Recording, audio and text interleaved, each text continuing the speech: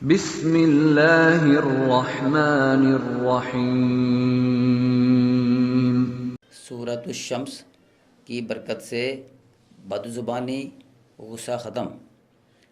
अगर कोई शख्स बहुत ज़्यादा बदज़ुबान हो तो इस सूरत को 41 बार पढ़कर पानी दम करके पिलाएं।